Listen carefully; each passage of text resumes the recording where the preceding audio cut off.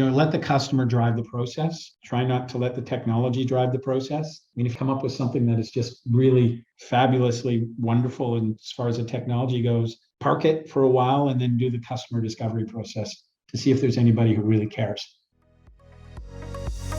Welcome to Cleantech Forward, a Foresight podcast where we explore clean tech customers, capital, and Canada's path to net zero. Tune in to learn more about Canada's most exciting clean tech startups, industry success stories, investor insights, and academic initiatives as we accelerate the growth and impact of clean tech together. Welcome to Cleantech Forward. I'm Jeanette Jackson, CEO of Foresight Canada. Today, I'm on the podcast talking with Reid, CEO of Ekona Power, and Brian Lee, partner at Gowling WLG. We're talking about the future of hydrogen technology, current barriers to mass hydrogen adoption, and the role IP protection plays in the development and deployment of these technologies. This Cleantech Forward podcast is supported by Gowling WLG. A global leader in intellectual property law, Gowling WLG works alongside Canadian cleantech companies to develop IP strategies that maximize business opportunities and increase market share while protecting valuable innovation.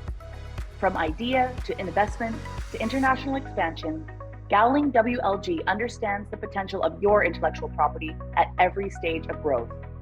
Visit gowlingwlg.com/cleantech to learn how they can support your business today. Chris and Brian, welcome to Cleantech Forward. Thanks, Jeanette. Nice to be here. Thanks, Jeanette. So I'm going to start because Chris and I have a little bit of history. He is the founding EIR at Foresight Canada and has supported many ventures in the Foresight community before embarking on just another one of his many ventures. So Chris, why don't you tell us a little bit about what you're up to at Ekona Power? Sure. That's true, Jeanette. We have some war stories that go way back, don't we?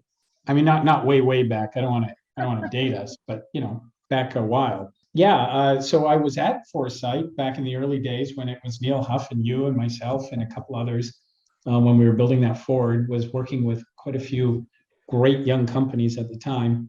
I had been working previously with Cellex Power, which was a fuel cell and hydrogen company. Which was sold to Plug in the late 2000s, and found myself at Foresight after that. And with my eye always on the hydrogen business, and especially around clean hydrogen production. Because when I was working at Cellex, hydrogen, never mind clean hydrogen, the cost of hydrogen for our customers was always the biggest issue. At Cellex, we were converting distribution centers, large distribution centers like that Walmart and Cisco Foods and Kroger and Amazon would run over to hydrogen and fuel cells from batteries and electricity. And it was all a productivity play for them. It was how many pallets per hour they can move. That's why they were buying the fuel cells and the hydrogen. But it was always a hydrogen cost, which was the big gate item and, drove the sales cycle the longest. So I always felt that we needed to be able to drive the cost of hydrogen down. And now that in the past few years that clean hydrogen has really come into its stride, it's even more important than ever. So in 2016, 2017, we started Ekona Power with a couple of founders that you probably know too, Ken Kratchmar and Gary Schuback, and then Dave Lebo joined us afterwards. And we went to tackle that specific problem. So that's what Ekona is about. Ekona is a clean hydrogen production company born out of customer engagement, with the oil and gas industry, with the industrial hydrogen industry, to really try to understand what was going to look like breakthrough or high impact in clean hydrogen production. And after a lot of consultation and coming away with what we would call a customer requirements document or a specification sheet for what low-cost clean hydrogen should look like for these customers, we went off into a technology formulation program where we scoured the world for technology that we felt could meet those customer requirements. And in doing so, came up with a pyrolysis technology that we really like, and we've been building the company out ever since. That's incredible. I'd love to learn more about your journey to share with the audience. But first, let's jump over to Brian. Brian, you are no newbie to hydrogen. Someone told me that you have a history in the space before jumping into international intellectual property practice. Why don't you tell us a little bit about yourself and where you've come from and how you got here? Thanks, Jeanette. I'm going to feel old by saying this, but I've been involved in the BC hydrogen and fuel cell sector since like the 1990s when I was in-house IP counsel at Ballard Power Systems. And it's been really a great ride seeing the sector grow over the last 20 or 25 years. So since I left Ballard, I joined Gowling, where I've been since the year 2001, and have helped a number of BC and other Canadian fuel cell and hydrogen companies develop and protect their IP portfolio. And it's been nice. Industry really surged in the 2000s. A lot of activity in the PEM area for fuel cells, hydrogen fueling. I did some of the early IP work for a company called General Hydrogen, which is now part of Plug Power. And then things kind of went quiet in the beginning of the 2010s, but it's been nice to see in the last 3 or 4 or 5 years now a real resurgence in the hydrogen space, and I'm pleased to help Ekona with their IP portfolio as well as other Canadian and BC fuel cell companies and hydrogen companies in this space. So, Brian, I'm going to leave it with you for a few minutes here. We know that there's something happening globally in terms of people's willingness to accelerate investments in everything clean tech and sustainability. Canadian companies are getting more opportunity than ever to export their products, services, business models, technologies, however you want to frame it, to new markets. Why don't you share with us, your perspective on the role that strong IP protection has for ventures that are interested in becoming a globally competitive clean tech company? Yeah, for sure. It's no secret that climate change has really raised the urgency of our need to find solutions and to do things differently in terms of how we consume energy. And one of the ways we're going to really lead ourselves is by developing new technologies to produce energy in a clean way and to consume energy in a cleaner way. We're really poised in British Columbia to be leaders in that area, partly because the BC government has invested very early in hydrogen and fuel cell technologies dating back to the 80s. As a result, the British Columbia is one of the world's leading sectors in clean energy and in hydrogen production. Other jurisdictions have imposed clean energy mandates. For example, in the transportation sector, countries are mandating that vehicles be non-fossil fuel emitting by the 2030s. So hydrogen fuel cells, for example, is one solution to producing emissions-free transportation. And a lot of BC companies that I've worked with see opportunities in commercializing their technology elsewhere, for example, in particular, China. And as a result, their IP strategy has to follow kind of where their business goes. And it's important, I think, for these companies in terms of protecting their business to secure IP protection, not just in Canada, but in the jurisdictions that they're going to do business. So there are strategies that we can employ, including filing international patent cooperation treaty applications to secure their rights internationally. And that's something that I think is quite important for sophisticated investors that are looking at whether these companies are businesses that you want to invest in, because especially at the early stage, technology really is the primary asset for these companies. So protecting that asset is critically important to growing those companies. I remember myself with one of my early ventures. I'm too not going to date myself on this recording, but getting that first round of patent drafted, sitting in the shop and learning. For me, I was not a patent expert and I'm not an engineer, but very quickly learned everything about electronics and provisional patents and non-provisional patents. And it's a journey and a process, and an IP strategy became a pretty significant pillar of our activity to protect that green space. Want to move it over to you, Chris. You've talked about hydrogen, green hydrogen. You've talked about, the importance of customer discovery in developing technologies that have a much higher probability of success. Customer discovery not only from a business model perspective, but from an operational technology implementation perspective, have become fundamental components of our training at Foresight. And I know that as a trainer of trainers, you started Ekona Power with that at the core. What did you learn going through that process? Were there major barriers in hydrogen that were stopping adoption, and sort of some key indicators that you can share on what needed to be done to overcome that? Yeah, sure. First is it's clean hydrogen. I think you said green. So it's just, when we start talking about the colors, it's part of my big peeve that we should be just talking about carbon intensity, but that's okay. For as far as clean hydrogen goes, and developing that, developing a venture based on customer engagement, the barriers, the things that I didn't expect when we were doing it was when you actually go through that engagement process, you think, or at least I went into it thinking there was going to be one answer, and the actual answer, what the customer, when you work with the customer and you distill down what it is that they actually are looking to achieve, is often different than what you think you're going in with. So leaving yourself open to listening to what these people are telling you. Often they're in a process of discovery themselves, particularly when they're talking about things like beyond bitumen or energy transition or whatever the case may be. It's very important that you leave your preconceived notions behind as you're listening and working with those with those strategic partners to decipher what it is that they're really looking for.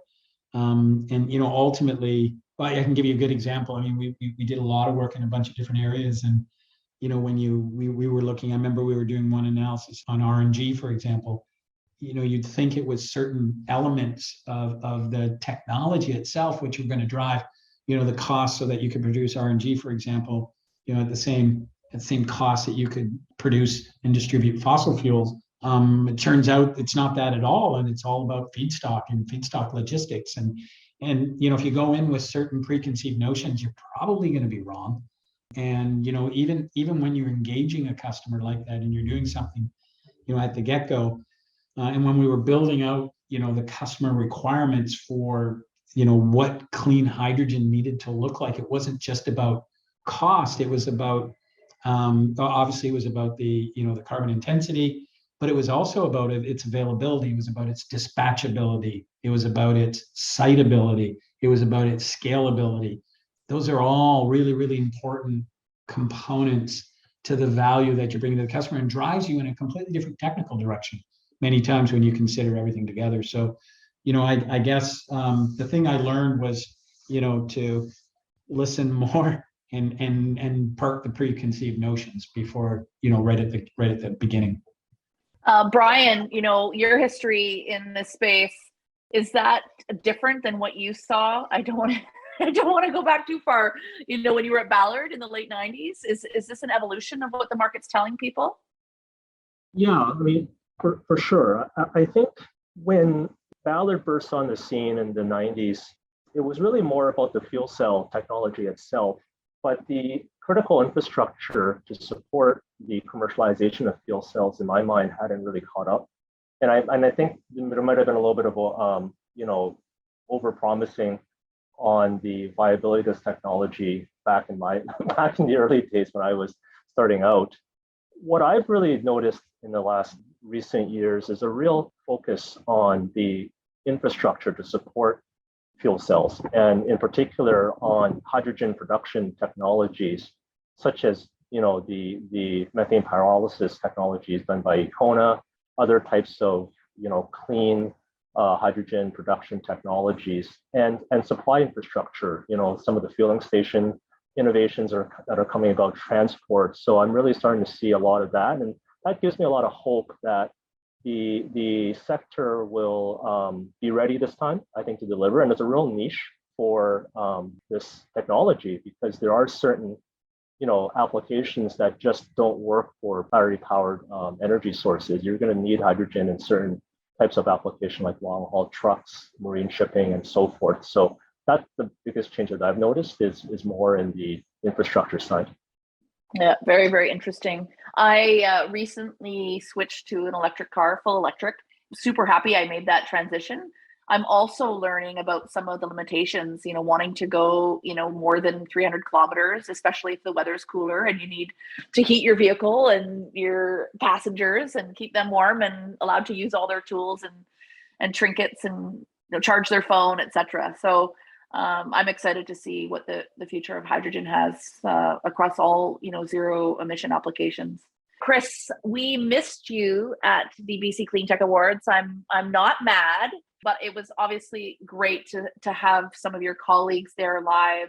You won the award for Rising Star. That goes to, the company in BC that is leapfrogging ahead through commercialization and scale up and really gaining traction on solving a big problem and doing it quickly and well. How did winning the award feel? And was it a surprise to you and your team?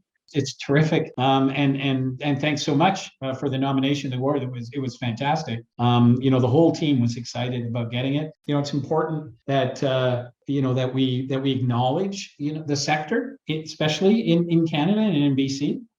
There's a lot of great companies out here doing some real terrific things. So I think Foresight's doing a great job, shining the light on those companies. You guys have just secured 79 million in a Series A round, which I would argue is probably one of the highest Series A rounds in Canada I've seen in a long, long time.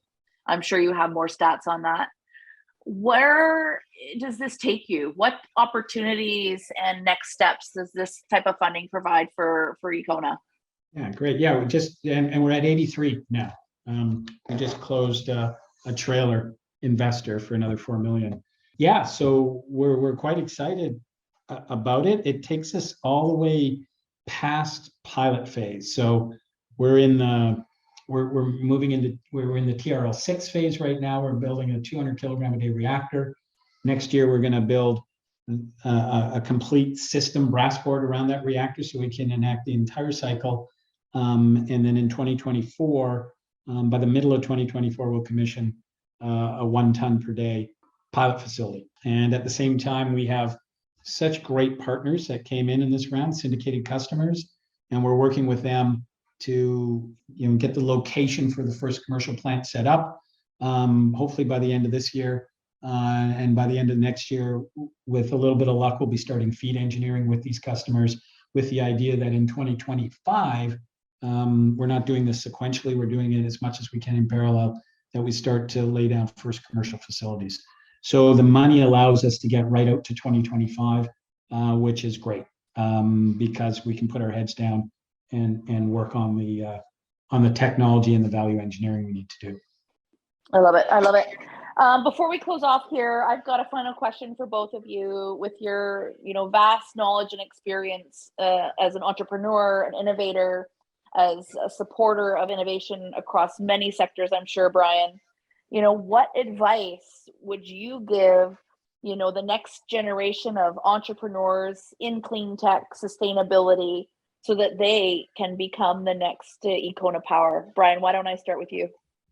Well, yeah, I mean, I'll answer in a more focused way in terms of the area that I practice in, which is intellectual property, and I'll leave Chris to talk to the the wider topics from a business perspective. But it's really exciting to see a company like Ekona succeed like it has, to go from a small startup company to such a large Series A financing to the next stage, which is developing a pilot and hopefully soon after commercial. My advice to entrepreneurs is that your IP strategy has to very, very importantly, has to follow your business strategy very closely. You can't let the IP strategy get out of sync, the rise of your commercial strategy. As you mentioned, Jeanette, early on, when you're starting up, when it's just you and maybe a few partners, you might just have enough money to scrape by to file a provisional application. And that's great, because that's really important. Your innovation, your technology is your primary asset back then, and securing your IP rights is critically important. But you have so many other needs to devote your budget to, And as you grow, those concerns will have to grow with your IP strategy. You'll start to have to think about broader issues like freedom to operate. As you enter into the pilot and commercial phases, you're going to have to start thinking not just about your own patents, but also the patents of others, because you have to obviously make sure that you're not going to be stepping on, patented territory by others. So as your business evolves, your IP strategy has to evolve. And as your business evolves, you'll have to be working with partners. And it happens over and over again, especially in this sector where innovation rarely happens in a vacuum and rarely happens entirely in-house. You're going to have to collaborate with third parties, and you have to make sure that your agreements with third parties are robust enough to make sure that you have ownership to what you've developed, and that you don't contaminate, if you will, your IP by partnering with another company who then has a claim to your IP. So those are some of the things to think about as you're an entrepreneur growing your business. You have to grow your IP strategy as well. Thank you, Brian. And Chris, some closing remarks here? Sure. I'm just going to agree violently with Brian to start. Your technology and protecting your technology is very, very important. I would just say, and Jeanette, I know I'm going to sing from your song sheet. Let the customer drive the process. Try not to let the technology drive the process. I mean, if you come up with something that is just really fabulously wonderful, and as far as the technology goes, park it for a while and then do the customer discovery process to see if there's anybody who really cares about it. And let that customer lead what you're doing, but staying in sync, making sure that you understand, where their value comes from. And sometimes you can bring their value to them in unexpected ways that even they don't realize, but the value, they certainly understand where they get their value.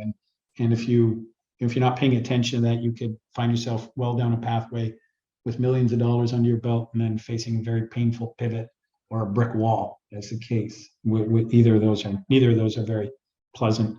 And the other thing I would think about is, especially building energy tech, in the end, it's always cost, right? Cost and transparency are the two broadest pulls for the market.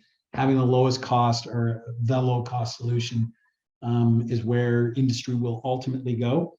All the chaff from, various government incentives and other incentive programs kind of run their course. It always boils back down to cost. And I'm going to add transparency in there. Customers, especially B2B customers, industrial customers, if it's a stretch for them to be able to deploy it, it will take a lot longer to commercialize. And I'm not saying that you can't have a destructive technology that's not transparent and you won't win. You're just going to spend a lot of time beating that drum before it actually happens. So customer-led, cost, and transparency were the things I would think about when I'm thinking about building a venture. Great. Thank you both so much. Some reflection on what both of you just said.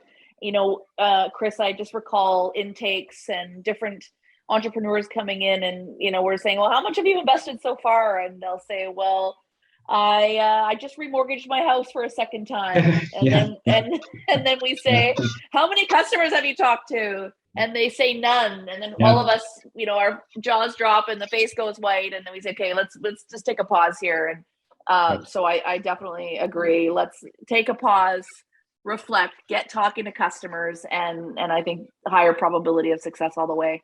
Mm-hmm. Thank you both so much. It's been a pleasure having you on Cleantech Forward, and I look forward to seeing you soon.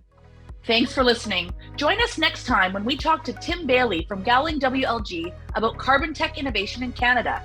Don't forget to subscribe wherever you listen and to rate and review the podcast on iTunes. To learn more about Foresight's programs, events, and more, visit us at foresightcac.com or follow us on social at ForesightCAC.